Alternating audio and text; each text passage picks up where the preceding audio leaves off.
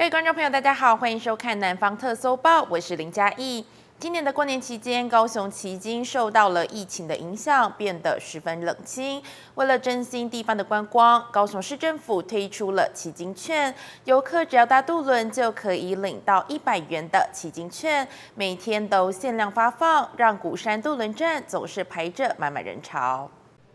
一早来到鼓山渡轮站，就已经有了满满的排队人潮。这里通通都是要前往旗津的游客，不只有许多人带小朋友来玩，更有许多长辈都一起来排队。只要搭渡轮就能领到100元的旗津券，让大小朋友都十分开心。很好啊，对我们年纪大的很好玩啊。应该还不错啊，因为我们也是想说，可以来这边吃个早餐，然后顺便领行券才回去的。虽然旗津券假日有1万份，但是平日只限量5000份。每天还没有到发放旗津券的时间，鼓山渡轮站就排着长长的人龙。如果来晚了，恐怕就抢不到了。会不会担心抢不到？平日其实5000份其实还好，现在也不算多啦。对啊，那假日1万份，就是大家就是看谁比较早来啊，看谁早起的鸟儿有虫吃。目前应该不会排队，我觉得我们台湾人的秩序还算不错，都不会乱插队。对，目前让我觉得是这样。而除了给搭乘渡轮的游客100元的旗津券，高雄市政府更感谢旗津居民配合防疫，只要涉及旗津，每人更可以领到300元的旗津券，为地方经济振兴添加一份助力。觉得这一次，因为是疫情的关系，所以蛮临时的。那政府我觉得，在这么情急之下，有一个300元的一个补助，对于我们旗津岛内的观光跟经济的一个复苏，我觉得是有短暂的一个帮助。300块当然好啊，就每个人都有多了300块这样，因为他拿到一般的，像我可能就买一些生活必需品吧，对，然后你有拿到300块，对整个旗津商圈都是好的。旗津券的挹注为地方带来大量的消费人潮与商机，不分平日假日，渡轮站外都排满民众等待领券，准备用满满的消费力道为熬过疫情的旗津带来一波振兴。记者邱建勋高雄报道。这几天的天气变得比较暖和，像是春天到来，而也就到了红花枫林木盛开的花期。在高雄的前镇区街道旁都可以看见浪漫的花景，现在也成为了民众打卡拍照的热点。现在透过镜头带您去看。粉红色的花团在树梢大肆绽放，吸引大批的民众抢着跟枫林木拍美照，都直呼真的太浪漫了。在网络上看到一些朋友来这边当网美拍，觉得这个花真的很美。前镇区民政国小有一棵王美树，每到春天时节就会吸引许多民众来抢拍，而当地里长也笑着说，这棵树在里内已经成了里内之花。这个是有点算是我们民权里之花。现在早上跟黄昏人都很多，路过的民众也是很多。那有些是专程来的，前2天还有专程从凤山跟楠梓来的。不止在民权国小有这棵王美树，在前镇分局前也有一棵盛开的枫林木，这是让平时严肃的警察局也别有一番风味。我想了很久，我一定要过来看，所以真的觉得好漂亮哦。这一棵阳光在目前含苞绽放那我们这边这个地点变成我们这个民众新的一个打卡的景点那促使我们同仁在出勤的时候那个精神特别振奋春暖花开时节，高雄的街道上近期都可以看见粉红枫林木的浪漫花景，而警方也特别呼吁民众，若是想拍照留念，要注意交通状况。那我们在这边呼吁民众不要说因为在这边打卡那这边逗留造成我们一些车流拥塞造成一些意外发生了，这不是我们所乐见那尤其这边在提醒人行道这边我们警方在这边近日有做一些骑楼人行道的一些取缔要逗留停留拍照的时候要找一些适当的处所遵守交通规则，一个安全的地点来做一些拍照。高雄市各处杨花枫林木现在正美丽绽放，在都市也能够让你欣赏到浪漫花景，大家可要把握花期。记者李佳龙、潘文玉高雄报道。高雄的卫武营和国家体育场等建筑相继落成之后，中正体育场的地位逐渐被取代。高雄市政府宣布，将把中正运动场改造成为开放式的场域，并且导入公园、商业服务等设施，打造新颖的复合运动场所。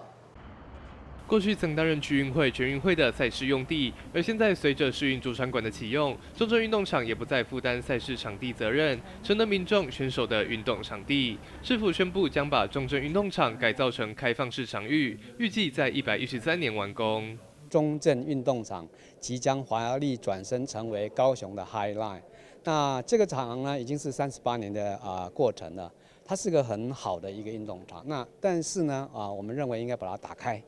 那这个打开呢，不损及它的中正运动场的需要，所以我们把它转身成为 Highline Park。下面叫做 Highline Park 呢，就是它透过循环经济的工法，把部分的高的楼台把它切掉，那么低的楼台保护起来。然后同时呢，是在这个过程之中呢，我们用循环工法把它重造1年半的时间，我们预计今年大概5月就可以发包。副市长表示，现代人的都市生活中，运动不只是健康的指标，更是一种浪漫的生活美学。未来的中正运动场不仅将成为高雄版的高架公园，更要引入公园游憩、商务等生活机能，打造高雄的新生活地标。把运动成为一种时尚，把运动再结合公园，把运动再结合青创，然后同时呢，我们也在这个地方，我们经过了14年的捷运的开发从来没有想过欧9可以做联合开发，那我们必须要做联合开发，因为我们必须筹措我们将近未来10年合计要出资。市政府要出资1000多亿的经费呢，我们要一个一个的把透过几个捷运开发把它给挹注回来。那我们有信心这个财务可以平衡。重新改造的中正运动场，除了会更新现有的运动设施，更将引进多样商业服务与公园，不只兼顾到本身的运动功能，也将成为高雄市民的开阔场地，让不同族群的交流更加畅通。记者邱建勋，高雄报道。高雄市立特殊教育学校正尝试推行食农教育的实作，由学生和老师共同进行鸡只的饲养和维护，希望透过照顾与采收鸡蛋、进行买卖等过程，让学生们可以从实作当中学习。穿过长长的走廊，推开教室的后门，就能听到轻微的鸡叫声。而在植物的包围中，是一间简单但设置齐全的鸡舍。这里是高雄市特教学校进行食农教育的场所。我们学生的学习其实需要透过食物的不断练习，才会让他有很好的成长。透过人群经过这样训练之后，他很开放的去练习，然后慢慢的体验，他觉得很有成就感，这样子，这要增加跟人群的互动。这部分我觉得这是很好的一个出乎我们意料之外，因为我们原来很担心。那另外一个是说，他透过食物的一些练习里面。照顾鸡舍看起来很脏，可是他们不怕脏，他们也去重复的练习。那我们相关的一些类似相关的照顾工作，其实就是从做中学。食农教育除了让学生们照顾母鸡，并按时采收鸡蛋外，也会在假日到在地农夫市集摆摊贩售，实际应对顾客。有些人其实可能对我们特教不了解，但是我们看到的更多的是，哇，这个孩子带他们出来，让他们独立生活，这是很好的一个训练过程。我觉得。这部分让我们就非常的很感动，也很有感的，就是说我们的孩子可能透过我们训练，有机会，其实社会是可以支持他们的。那我觉得这部分是让我们觉得说，而且他们的概念很正确就是让他们独立生活，给他们训练他们技能是更好的一件事情。除了在自身校园中持续推动计划外，辅导处主任也提到，未来的目标将是扩大推展到邻近学校，甚至是社区。进行融合教育，最终的目标希望说社区共融跟我们有邻近的道明学校还有呢国小凯旋国小以及大人国中还有我们的社区甚至结合我们经常来为我们学校协助进食的志工来一起来就经营这样的有机食农。这是非常有意义的活动，那师生可以非常的热闹友善饲养可爱温驯的母鸡，除了能疗愈心情、稳定情绪，也能在过程中融合生命教育、环境教育以及职业体验。除了让学生们理解农业生产与买卖，也让外界社会有机会更深入认识他们。记者邱玉婷，高雄报道。台南的东山区公所也在推广食农教育，特别设计了玉米迷宫和采收体验等市集活动，相当特别。市长黄伟哲也前往体验，欢迎大家一起来感受。这片2公顷多的文小用地尚未使用前，由东区区公所代管。公所为了活化再利用，除了整理种植作物，还将在地玉米田设计成迷宫，将玉米、番薯等农特产和观光创意结合，打算在今年上半年陆续举办主题式的食农教育。市长黄伟哲也亲自到场体验，邀请大家一起来游览东山。今天很高兴，我们玉米迷宫。等一下来走走看看走不走得出去哈，真的是很感谢我们东山公所的创意发想哈。这个本来刚刚区长有说，这个本来都是一片杂草地，今嘛把玉米种起来，玉米你若知影讲环北比人较差不多跟人悲观，这边种起来把它变成一个迷宫哦，是蛮好玩的啦哈，也是一个有创意的文创哦。在那边要祝福大家身体健康，万事如意，记得要来玉米迷宫玩哦。近年来流行食农教育，台南市透过观光行销，也让民众更深入了解在地特色和物产，进一步产生认同土地的情感，同时成为很好的亲子教育。记者郭文吉、林银庚台南报道。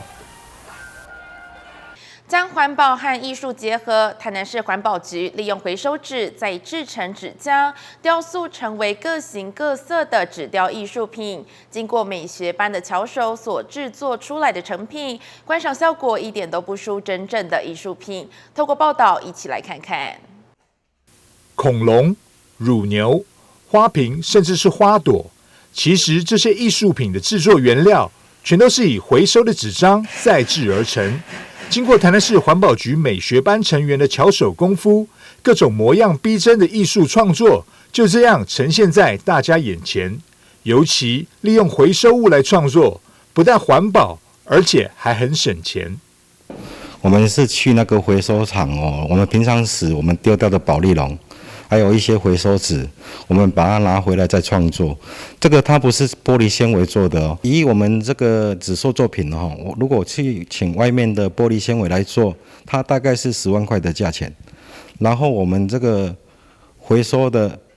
材质下去做的，大概是1/4的价格，然后又可以达到我们的资源回收再利用，又可以环保。除了各形各色、1比1大小的艺术创作以外，台南市环保局还很贴心推出客制化的服务，民众只要提出物品的造型样式，环保局美学班就能代工制作。我们去年也推出了客制化服务，假如说你有想要做什么样的小公仔、大公仔呢，都可以来找我们美学班。那我们美学班呢，会先依您的图还有尺寸去做报价，那您可以接受的话，我们才会开始制作。那像这一只可爱的小老虎呢，它也可以做成就是有存钱筒的感觉，对，那这样给小朋友呢也是蛮有教育意义的。相关的讯息呢，都可以上我们资源回收全民动起来网站查询。看到这些纸雕艺术品，观众朋友是不是也很想要自己动手试做看看？跟你说个好消息，环保局美学班也特别为民众设计了19项的 DIY 课程，趣味的内容很适合各个年龄层。台南市环保局欢迎大家踊跃报名，一起将垃圾变黄金。记者张硕维台南报道。旧部落有许多屋后巷是当地民众抄小路的捷径，也有许多长辈会行经。高雄市三民居丰裕里长担心长者们的安全，因此将路铺平。不止如此，还和博爱青商会合作，将这条屋后巷彩绘得相当缤纷，里民看了都好高兴。拿起刷子，一笔一笔涂上颜料，原本阴暗的屋后巷，因为有了这些彩绘而亮了起来。花朵、圆点、爱心，七彩的色泽点亮了旧部落的巷道。当地住户大赞，每天走出家门就有新花朵朵开，心情都好了起来。我住这里32年了，这是第一遭，生平第一遭看到地上有这么漂亮。大概是从礼拜六嘛，礼拜六、礼拜天2天。哦，这几天我每次从后面的那个门开出来，你知道，新花朵朵开，太开心了。因为我们的住家后面哦，把环境弄得这么好，真的是难得。位在高雄三民丰裕里内的这条小巷道，原本只是在地人超捷径会经过的地方。经过博爱青商会这群年轻人以及在地里民的巧手绘制之下，瞬间有了不同的风貌。里长也说，社区又多了一个拍照打卡点。像这条后面这巷子，老人常会走的捷径，我希望它是可以走得很安全、很平安。然后路面是可以很平的，就是随性的去做创作，然后也借由里民跟青商会的年轻人，然后一起投入在这一条做创造，然后成立了一个新的丰裕里一个新的一个隐藏的打卡景点这样子。透过众人的合作，不到几天的时间就完成了向导彩绘。博爱青商会的完美角落计划在全台蔓延，透过年轻人的力量，共同为社区尽一份心力。全台湾各地的青商会都同时的响应这个活动。那主要呢，就是要让我们整个乡镇邻里一些比较阴暗的角落，或者是说需要被修缮的角落，我们来做一个出年轻人一点力量，然后尽我们用我们的双手一起来帮这个社区做一个美化。信手拈来的创作就让社区很不一样。里长谢希愿的绘画长才改变丰裕里原来的样貌，也期待往后有更多里民能够一起投入，共同打造舒适的生活空间。记者林嘉义高雄报道。台南市的永华里长也同样很用心，这里算是全台湾最早开发的地区之一。为了因应当地超高龄的现象，里长郑确燕除了扩大关怀长辈的服务，今年也打算投入失智长辈的艺术治疗，在母亲节前规划老人画展。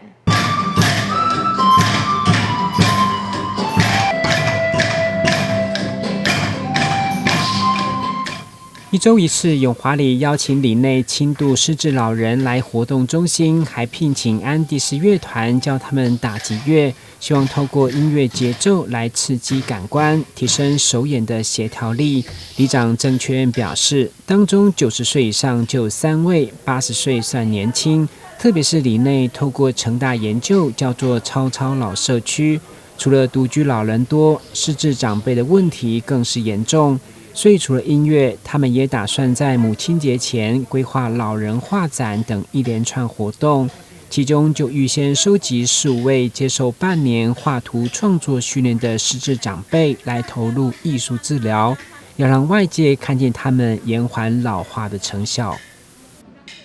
透过不同的活动，想要让那个失智症的长者能够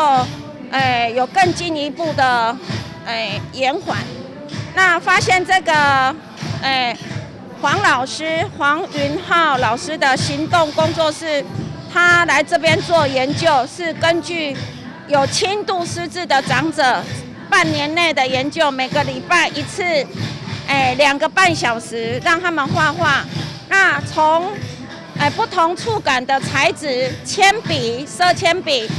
细色笔到粗的彩色笔，到最后的油画，我们都很惊艳，因为发现真的效果很好。对那个超高龄的时代我们黄伟哲市长真的对老人这个区块很用心我们中医区20里就有13个里老人人口超过20% 以上属于超高龄里长的话真的很用心对这个老人这个健康促进很用心不定时的话会举办一些活动肯定我们里长的用心我们希望里长继续来用心服务这边老人就在里长收藏老人作品过程，有热心民众也找出一幅他们家中珍藏50-60年的画作，也就是1937年在南京所举办第2次全国美展作品，令大家大开眼界。我上网甲搜寻啦，应该是因为敦煌守护神常书鸿画图，应该是无唔对，但是我还未去摕到图录，袂当确定。我有摕互看过，伊讲这把图得要100档保存来有够无简单伊讲相当不简单。嘿大家看者，我放伫阮兜放，前民国5-60年代买的到现在都没有拿出来过。根据了解，针对艺术治疗团体运用在失智长辈的效果都持续在做研究，所以不管音乐或是画作的训练，在失智人口不断提升的情形，也提供政府相关机构一种很好的研究参考。记者郭文吉、何乔邦台南报道。肉燥饭可以说是台湾最经典的小吃之一，肚子饿的时候来一碗热腾腾的肉燥饭，肯定是最大的享受。今天要介绍的这家肉燥饭，除了是网络人气店家，老板对于运用猪肉可是有很严格的把关。一到中午用餐时间，店里几乎座无虚席。这家人气肉燥饭在当地已经经营了超过70年的历史，会这么屹立不摇，都与老板对于新鲜的坚持有很大的关系。我们家在桥头大概有75年的历史了，那当然是从我爷爷开始，我爷爷是第一代。那当然肉燥饭这个东西无可厚非，每一样东西只要新鲜就是好吃。那很多新鲜下的一个产品，你必须要去坚持。然后每天我们要求的是温体猪肉的直送，那再来就是以我们的卤制方式，我们家的卤锅很干净，因为我认为一个卤锅的干净度是会影响整个客人的观感。像我自己每天起码一餐吃我们家的肉燥饭，因为我要去了解这个季节大家的口感在哪里。这碗肉燥饭看似简单，但吃进嘴里的可都是老板满满的用心。店内不只有卖肉燥饭，这一碗肉羹也是店内招牌之一，更不用说里面的猪肉，吃得到鲜甜，这绝对是猪肉品质严格把关才有的味道。最后这一道切盘，所有的内脏都不用卤汁调味，原因很简单，就是食材来源新鲜。那至于切料的部分，我们的内脏类，我们每天都是处理得非常干净。因为甚至我们还有客人认为我们家的猪皮是鱿鱼。我们家的猪皮，对这个基本上人家以为是鱿鱼，对，因为我们弄得非常干净，而且我们要厚实。这道简单又美味的平民小吃肉燥饭，有没有让你流口水了呢？也请你说说你心目中的肉燥饭排行榜吧。记者许纯清、陈柏宏高雄采访报道。体重过重是现代人常见的通病，除了影响体态，也是健康隐形杀手。很多疾病都与肥胖有关。除了西医或是外科手术减重，台南市立医院中医师曾硕平也分享用针灸合并中药治疗，提供体重过重的民众调理健康方法。正确减重，不管是中医或西医，一定要寻求专业的医师评估，而且针对个别体质与生活形态，制定个人化的减重计划。台南市一名31岁林小姐，因为体重过重，一开始透过饮食控制与轻度的有氧运动，但效果不彰，一直到走路会喘，甚至膝盖酸痛，才寻求中医的协助。经过台南市立医院中医师曾硕平的辩证下药，透过针灸合并中药的治疗，1年来成功减重20公斤。中医呢，在治疗减肥呢，它跟西医的一些不同的地方呢，首先我们先谈相同的地方。相同的地方呢，其实我们都会给饮食控制啊、运动啊这些卫教那也会给他一个好的睡眠的建议。但是呢，中医跟西药呢，主要是差别在治疗的药物的不同那就我所知呢，西药呢目前大部分是以罗氏鲜为主就是一个合法的一个罗氏鲜的药物。这个药物呢，它可以让油脂被吸收，那就会排油便，让我们人体不会吸收掉这样子。那这个作用机转跟我们的中药不太一样。我们中药主要是还是会以麻黄或是一些代谢水分的药为主，那麻黄这个药它比较是针对增加代谢，然后抑制食欲的部分。所以呢，如果像针对说一个患者，他如果今天真的吃很多咸酥鸡，吃很多高油脂的食物，那今天要配合吃个螺丝鲜，来排掉这个油，那 OK 那蛮适合的。如果今天他这个患者他是吃淀粉类吃很多，那配合这个螺丝鲜吃效果就不会很好。所以还是要看个别的形态。曾医师强调，虽然西医也有很多减重的药物，但减的看是对油脂或淀粉类有效。例如林小姐较无法控制食欲，中医就用麻黄来抑制食欲，但麻黄有一定的剂量与副作用，一定要经过中医师的评估。记者林根台南报道。以上就是今天的南方特搜报，感谢您的收看，我是林嘉义，祝您平安顺心，我们下次见。